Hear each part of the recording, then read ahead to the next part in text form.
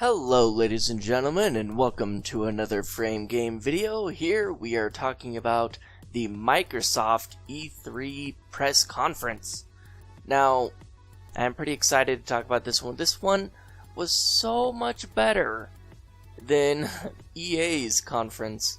They had a lot more games than the other one, and not only that, they had some that I really was not expecting. I was like, whoa, what? You know, and it was just fantastic to watch, very entertaining. They had a lot of gameplay, a lot of trailers for all these games.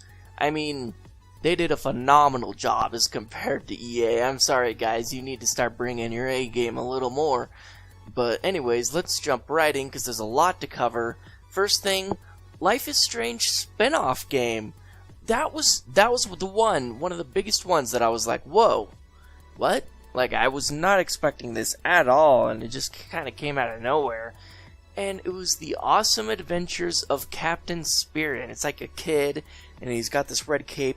I've heard so much about the Life is Strange series, I really need to play it so badly. Everyone I talk to is like, oh yeah, Life is Strange, that game was great, I cried, it was intense but kind of depressing, and then I saw this Life is Strange spin-off thing of the awesome adventures of Captain Spirit, and it really captured kind of what I was like when I was a kid. I loved going outside and having an adventure thing. Me and my cousin, whenever I was in Orem, and me and my cousin, we would hang out all the time, and we would hang out in his room, and we would put on capes and have these adventures of like these crazy monsters coming to attack us and things, or even monsters from video games that we played, and deciding who we were and stuff, and setting the set or whatever. Almost like making a D&D campaign thing, but just in our minds and just having fun with it. And that's what this awesome Adventures of Captain Spirit thing is all about. This kid that imagines himself as some superhero, as Captain Spirit, and he has his father that, you know, is a little on the strict side.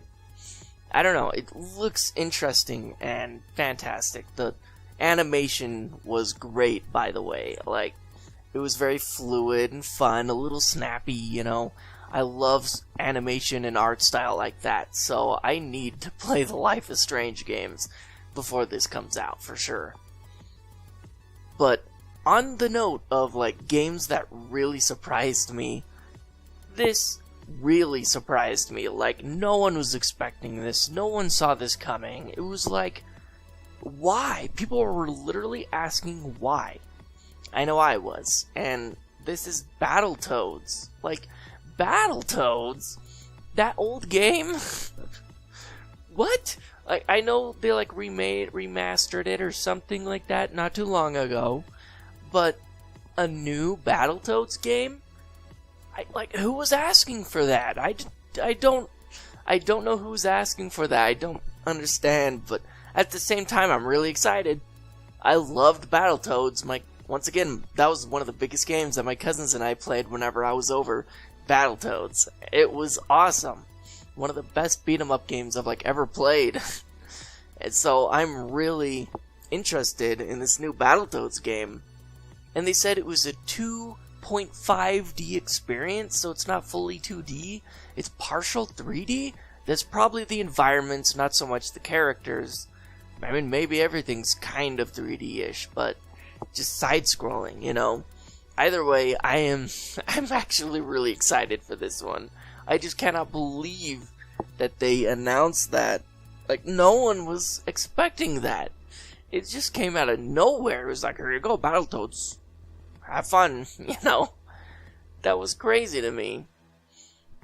But yeah, I'm really looking forward to this one for sure.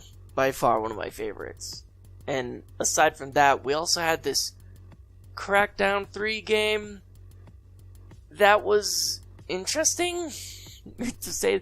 Terry Crews just comes in just yelling a ton of stuff as he's running around blasting enemies in the face, and all these explosions are happening in the background. He's being all quippy. It was pretty funny, actually. A hilarious trailer. I really liked it. I don't know about the game though. It just looks like another cyberpunky adventure shooter game, you know. Which there's a lot of those, so I'm not expecting a whole lot out of it, but I don't know. It looked great graphically wise, but also seemed like it was just a pre-rendered trailer thing. So I don't know what the actual game will look like or feel. Those are the biggest things for me, is how a game feels when I play it. Because if it doesn't feel good to play, I just don't like playing it. If the controls are bad or off or stiff or whatever, I hate playing the game. It just ruins my experience. Because some people will be like, oh, what about older games, you know, on the N64? Some of those older games controlled great. I'm not even kidding.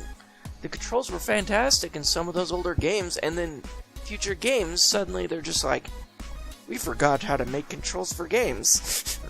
You know? And it was like, what happened? Why are these controls so bad? But, whatever, you know? And speaking of great controls in games, Cuphead. I cannot believe they announced more Cuphead stuff. I thought for sure if they were going to announce anything else about Cuphead, it would be some kind of sequel.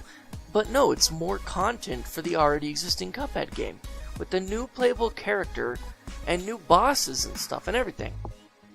So this character, it's a girl character. I can't remember her name. She looked pretty cool. It's not like another carbon copy of Cuphead himself. It's a totally different character. And I'm like, yes, Cuphead needed that. Because the second player just plays as the blue one. They literally look exactly the same, and they're both called Cuphead. It's like they're the same person. But this one is, a totally unique character. Here you go. New personality, new look. So I'm very excited for that. Along with these new enemies and bosses, you know, making the game longer. Like, that's so cool. I love that game. I'm definitely gonna have to play it because I like watching PB and Jeff play it on their channel. I watched them play the first one after I played it. So I'm gonna have to make sure that right when it comes out I play it immediately so I can watch them play it and see how they deal with the bosses and stuff. But yeah, that's definitely one of the top ones that I'm looking forward to. Even though it's not a new game, I'm certainly looking forward to that new content. And speaking of new games, Cyberpunk 2077, I don't know. It looks fantastically beautiful. You know, the scenery was very interesting with this futuristic city look that was all neon. It made me think of Tron during it, but I don't know. It looks okay. I'm not sure if it's a game that I in particular will want to play. I mean, they didn't really talk much about it either. It was like, it was there and then it was gone. But, I mean, it looked cool. They just really didn't go into depth about what the game was or what the story was or much of anything really about it. So I don't know what the gameplay's fully gonna be like or what kind of quests you'll be doing or whatever. I just don't know. However, something that I do know a little bit more about, at least story-wise, was the Devil May Cry 5. A new Devil May Cry game. I mean, I played Devil May Cry 3. I don't think I ever played 4.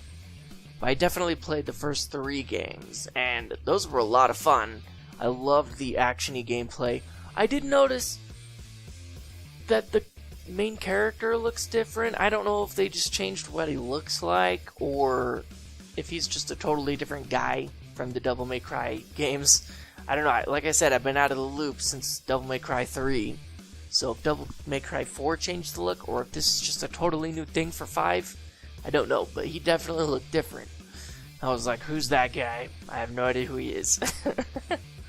But it still looked awesome. He had this robotic arm, and he was like shocking demons and stuff, and jumping out of the car and doing crazy flips while this girl was driving.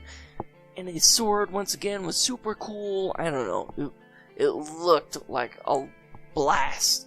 I love the gameplay of those games, and this one looks like it's just as fun.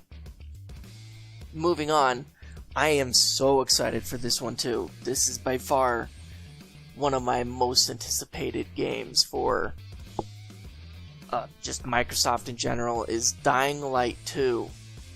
Dying Light 2 looked so good. I love Dying Light. That was a fun game.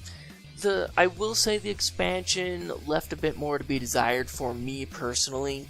I know a lot of people like it, but I loved the parkour part of the game, and the expansion thing kind of took all that out. They're like, now you drive everywhere. And it was like, well, whatever, but I really loved the parkour of that game. And Dying Light 2, it definitely brings back like the close city quarters situation with the parkour and stuff, which I'm so excited about. But then they added something very interesting that they talked about for a little bit, and that was this cause and effect sort of thing where you actually have choices that supposedly matter. I don't know how much they matter though. There have been so many games that they're like, you choose, but then you really don't. Like, you never choose actually, we just pretend like you do. There have been so many games like that. I'm sick of those games. I'm so tired of seeing this, oh, your choices actually affect the world. It does, really, believe me, wink. And then it's like, it never affects the world ever.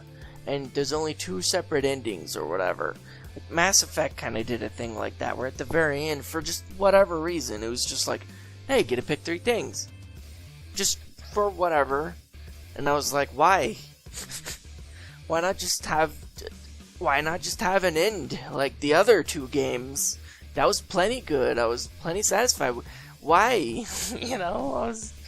It just felt so thrown in there for no reason. I was so confused by that. So when I saw the Dying Light 2 kind of choice system thing, I'm really hoping that this is actually what they're saying it is. Because if it is, that would be so cool. They gave an example, and if, like, a majority of the choices do stuff like this, then I will 100% be down with this game. Because they showed the situation where they're like, you've been sent by these people to go and secure the water, right? Everyone needs water. They're in this crisis situation, and they need you to go find out what's going on. And you go there and you find out, oh, the reason that they're not getting water is because of these other people that have taken over the water station. Surprise, surprise. So here's where you get to choose. You either choose to take the water station by force to get it to these other people, or you choose to join up with the people that took over the water station and be like, screw the first people, I'm joining up with these people. And that is interesting to me. You get to choose like which faction you team up with or whatever. That's great. But then they showed the effect of what happened from your decision. And they were like, if you take it over by force and defeat all these people, then the city more or less prospers. These police people, they set up bigger and better outposts all over the place, and it looks blue and slick and stuff.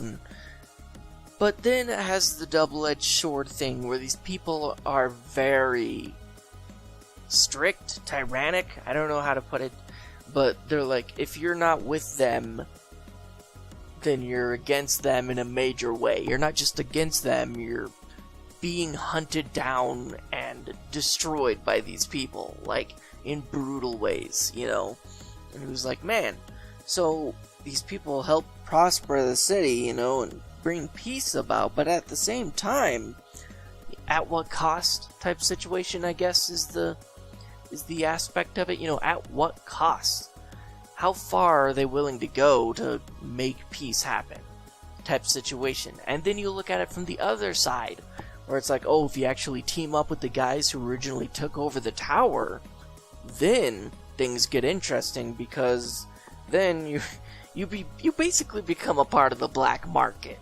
Instead of giving the water freely to quote-unquote citizens and making these outposts and stuff, you're then hoarding the water.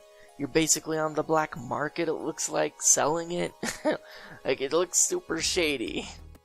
So honestly, I'd probably go with the first decision of joining, keeping with these other guys, even though, I don't know, it's a mix of morals, you're like, are you gonna be, which of the lesser of two evils are you gonna go with? kind of situation, you know? Where you have a bad situation or a bad situation. Which do you want to do? Do you want to be the absolute jerk or the kind of jerk? Like, it didn't seem to have an in-between option. But hopefully you can make things better as time progresses and you have more choices to make. I don't know, it looks promising, very promising. They had this visual grid of all these different choices that you make, and it was connected like a spider web. So that there was, the guy said there were over 100 choices that you make throughout the game that are already made into the game. But once again, how big are these choices, and will they change much of anything? I have a feeling that a bunch of these choices are going to be like, save her or save him, like in the Walking Dead Telltale series, where you're like, save her or save him. It wasn't a humongous difference. It was a difference, but you still ended up going to the same farm, and you still ended up going to the same train, you know, I mean, it didn't really change the world but in Dying Light 2, they proclaimed that your choices change the entire world and how the gameplay works itself. And if that's the case, then I don't know.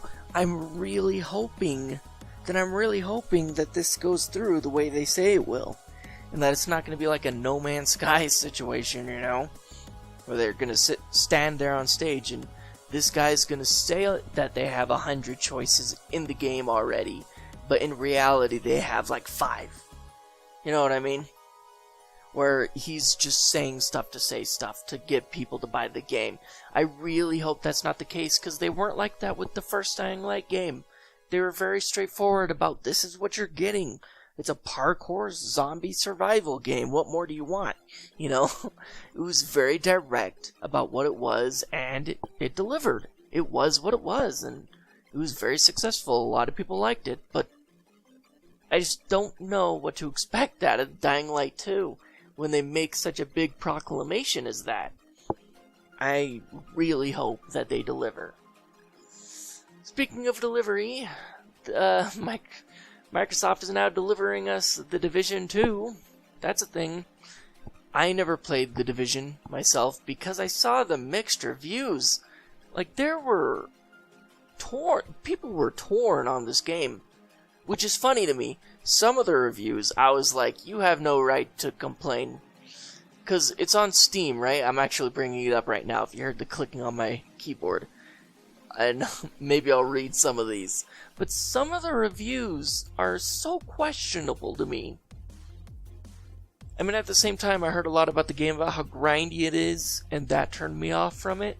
I think that was the biggest thing that turned me off. Plus, there was a lot of friends that I have and whatnot that just they weren't interested. They didn't want to play it. And I was like, the main reason I play a game like that is if I played with a group of friends, so I didn't play it. But there were some reviews that I was like, are you kidding me? You're not recommending this game? Because they had an absurd amount of like playtime in it. Like, they gave it a negative review or whatever. Here's one.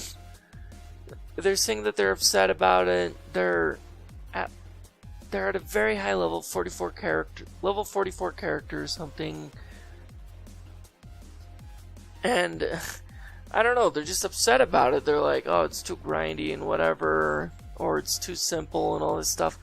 468.9 hours of gameplay. They played the game for 468 hours!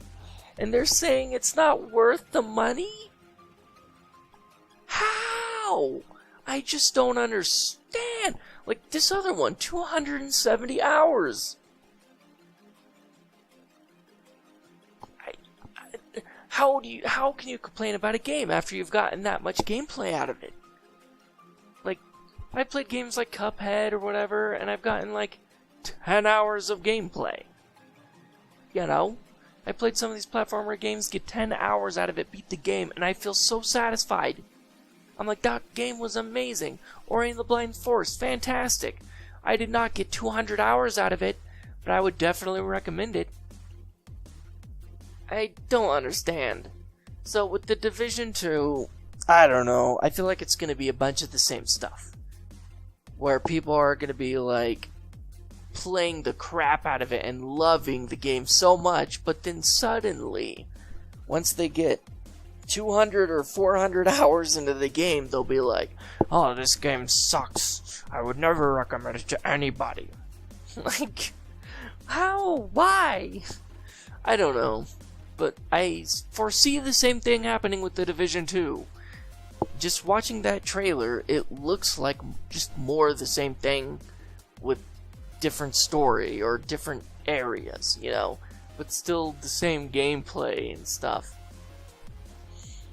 I don't know. I'm not super interested, and I'm fully expecting some crazy controversy like it did with the first Divinity game.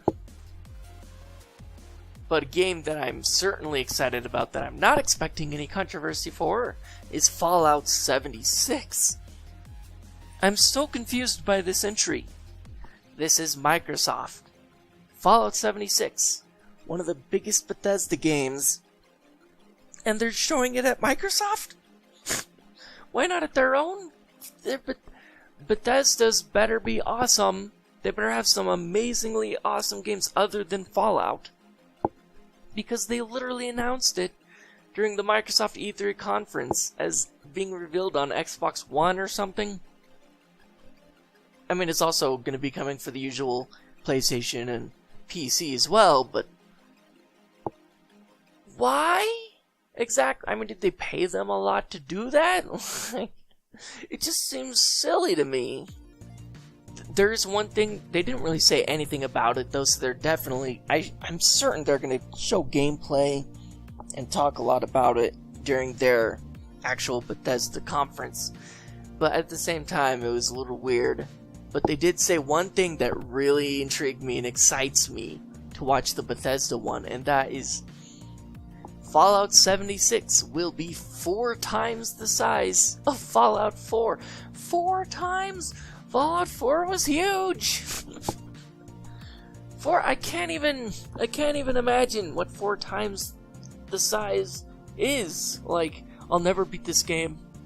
It sounds like it's bigger than Skyrim. I'm never gonna beat this game. I barely beat Skyrim. I've still never played the DLC in Skyrim. I don't think I ever will. I'm never gonna fly a dragon when I have 4 times the size of Fallout 4. That's crazy. I just don't. My mind was blown when he said that. I really want to get like a compare and contrast thing of like looking at the map of Fallout 4 and then looking at the map of Fallout 76 and being like, holy crap, that is so much bigger. But man, 4 times. They must have a huge team working on this game. That's for sure. But yeah, that's coming, and that is gonna be awesome. And apparently it's, you know, its first real debut on Xbox, I guess? I think that's why they showed it in Microsoft's instead of just keeping it for their own or whatever, is because it's gonna be available for Xbox. I think it's also for the Game Pass thing, the Xbox Game Pass that they talked about, that you like pay a subscription and you can play all sorts of games. And I think Fallout 76 will be a part of that. So, I don't know. That was crazy to me. But aside from that, they showed some other games. You know, Forza Horizon 4. That looked interesting. They had different season changes, which was like, never really seen that in a racer game. How bizarre. But at the same time, I could see a lot of racer fans loving that. So, yeah, hey, good job. Kudos. It looked great. I'm not going to play it, but cool. I'm 100% down for that. Like, that's pretty rad. I will say that is really cool. And they're going to have different events and things during the season changes and stuff. And it'll just like pin on your map or something and you can all drive there. It's like this big open world thing where you drive to the races and stuff. It looked cool, to say the least. It looked cool. I love driving in some games. Like, I like driving in Grand Theft Auto 5. It was very satisfying and fun. So I can definitely see the appeal in this, especially this one. This one it looked pretty cool. And speaking of looking cool, Gears of War. This was an interesting one because they announced like 3 Gears of War games. The first one they did was a mobile game. It was like just called Gears of War Mobile or something. I don't know. I'm sure people will play it. Oh yeah, that's what it was. It was the Gears Pop game. That was so weird. Never mind, it was like those pop figure things that you can buy and collect. But it's Gears of War. What are they thinking with this one? I don't understand this one at all. It's the Funko Pop Twist figurine things, and for Gears of War mobile game, like, this is crazy to me. What age are they catering to? If I remember, Gears of War was kind of violent. What? Like, it was so cutesy and stuff. I was like, are they trying to pitch Gears of War to kids? That doesn't make any sense. That's weird. It just seemed so out of place. And everyone was like, oh man. You could tell the audience was kind of disappointed. They were like, oh yeah, Gears of War, a new game. What? Everyone was so confused. I was so confused. I'm still confused. I don't understand this game. But, you know, whatever, it's coming. And then they had this Gears Tactics game. And it's definitely, they're playing off of XCOM's success, you know. They're like, we gotta make a strategy tactics game too. Under the Gears logo, you know. And so there's that. It looks exactly the same. It looks like XCOM. So there you go.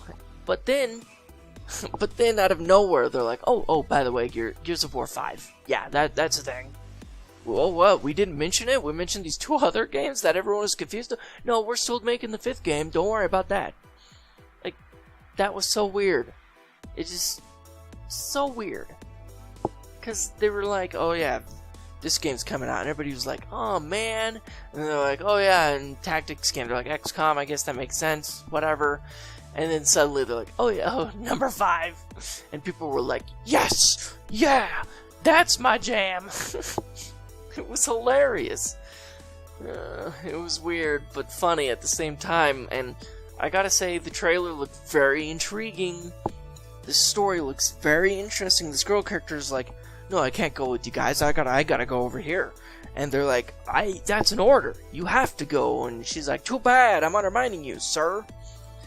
And that was very interesting. It started with this controversy type situation with this character, and another character joins her. He's like, I'm backing her up. I'm going with her. And you're like, you guys, this is against our orders. Like, chill, you know. But they were 100% gung-ho about going to this other thing, and looks like there'll be some kind of betrayal element. So the story looked very interesting and intriguing, to say the least. So that game looks fantastic. I'm actually tempted to play Gears of War 4, because I played the other ones, but I never played the 4th one. But now that I've seen this one, I'm like, I might go back and play the 4th game so I can play this game and know what's going on. Because it looks really good. I am pretty excited. But, you know, I'm not going to hold my hopes out. It can be bad, who knows. But, yeah, so that was it for Gears. And then they showed something very interesting that I was like, oh yeah! I mean, that looks cool, that looks fun, and that looks exciting. I'm still not sure about it though, because I don't know. I'm not the biggest Xbox person. I don't even own an Xbox One.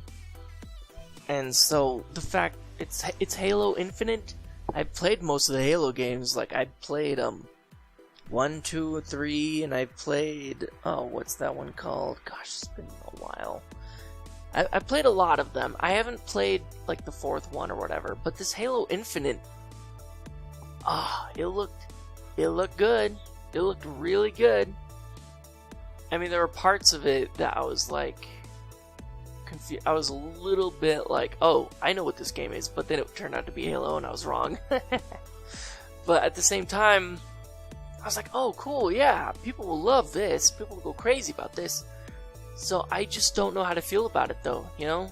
Halo has been such a Xbox only thing, they've been so strong when it comes to holding on to that with their console, you know, and not letting it branch out. I feel like they would have made a lot more money with Halo if they let it appear on other consoles.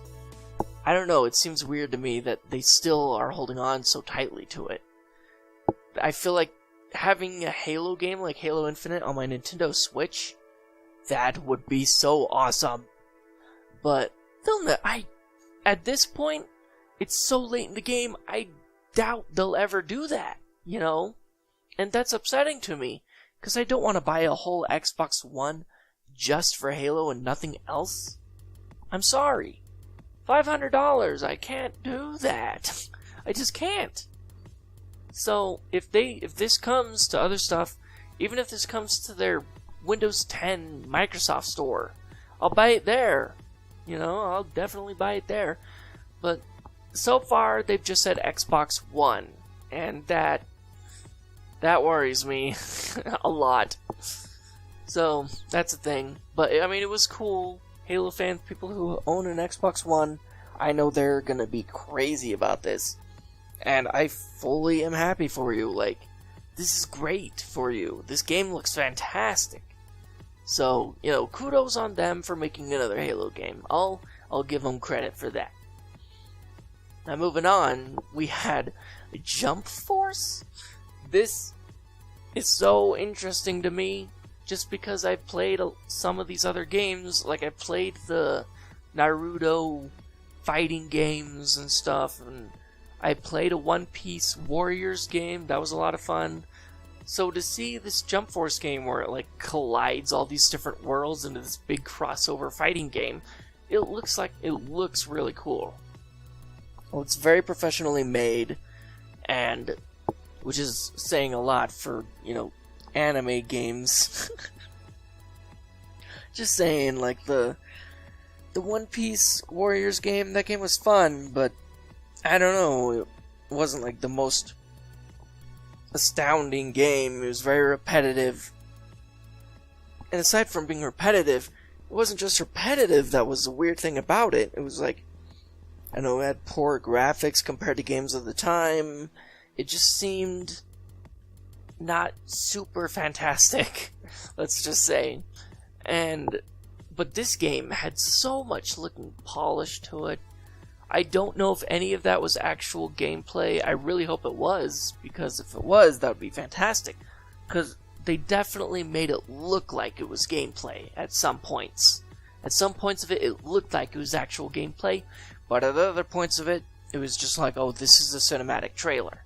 So I don't know if it had some gameplay in it or not. It was really hard to tell. If it did, that is awesome. If it didn't, I really hope it's still pretty good, you know? And that it's not as bad as like previous installments of anime games, like the Naruto fighting games and stuff.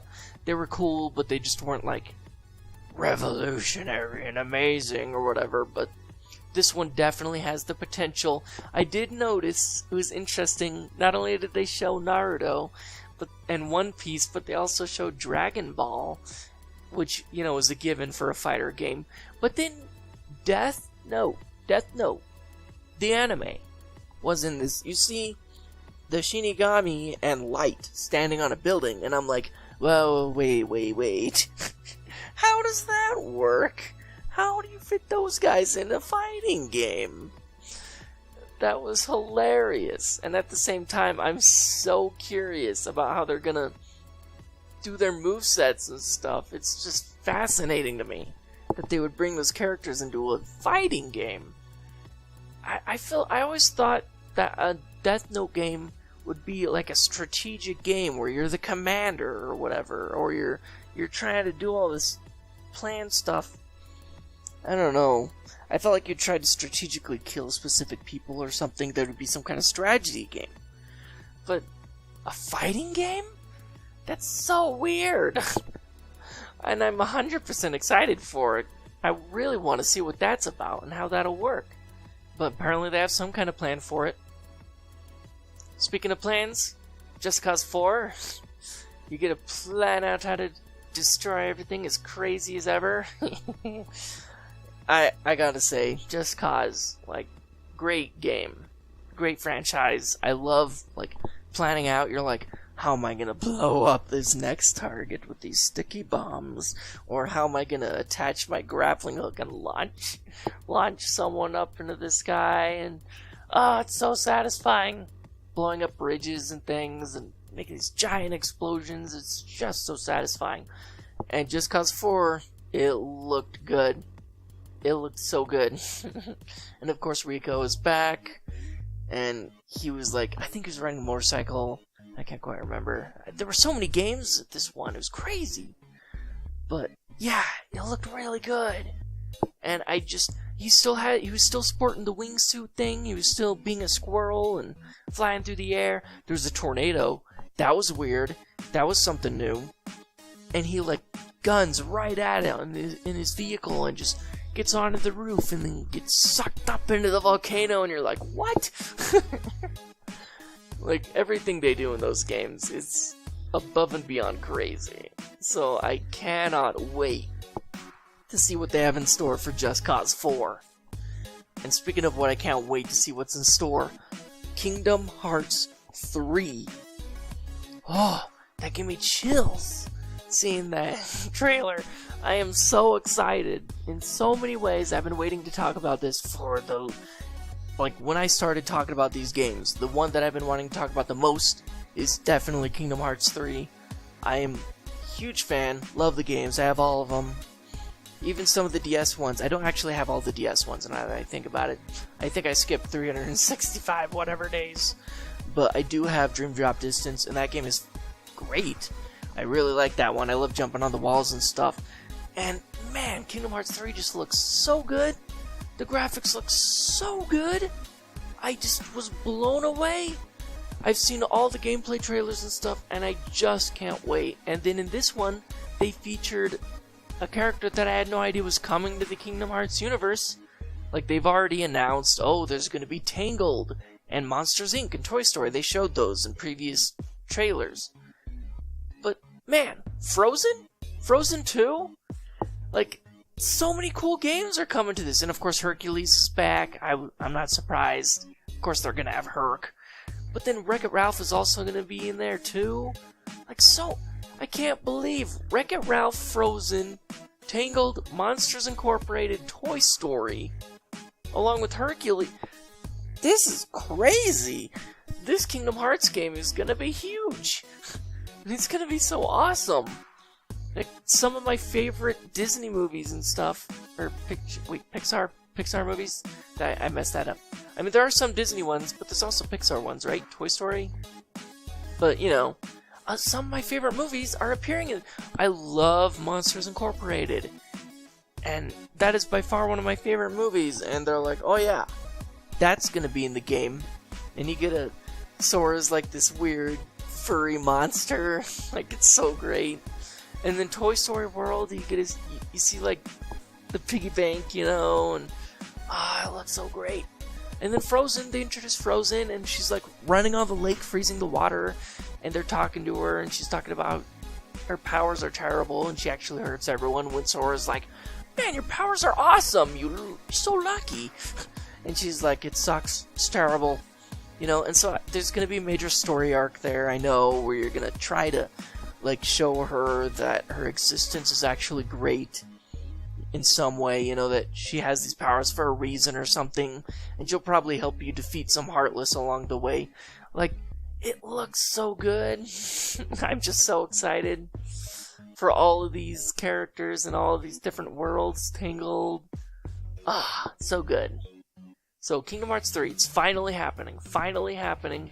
It was shown in the 2018. It might not come out to 2019. I wouldn't be surprised. But, you know, it still was revealed. That is definitely still in the process, and they even showed us a little bit more of worlds to come. And speaking of worlds to come, Metro Exodus is on the way, and it is an open world. How cool! Open world Metro game. Like, I love the Metro games, but like the first game especially, you spend so much time in the Metro, which I guess makes sense. But after a while, what more can you do with the Metro? You know? So that's why they have you come out of ground for a little bit, and they have you go into a building for a bit. But it just got so samey for a while there. It was like, okay, I've seen like all this in like 5 different ways, you know? And it became a little repetitive on the scenic side. So, open world, this kind of makes me feel like a Metro meets Fallout, you know? And it looks so... The monsters in this, the monsters look so cool. They were showing some of the creatures in it, and it's like, yes, this guy, he's like on a boat, and he gets attacked by this giant fish monster. How rad! I cannot wait for this game. I love the Metro games, so the fact that they're bringing it to an open world situation, Metro Exodus, I am really looking forward to this one. That's all I'm saying for the rest of that. But speaking of games that I am really looking forward to, Ori, I love you so much, Ori. Like, that game made me cry. Ori and the Blind Forest made me cry. It was awesome. It had such a great way of telling the story. Its visuals, phenomenal.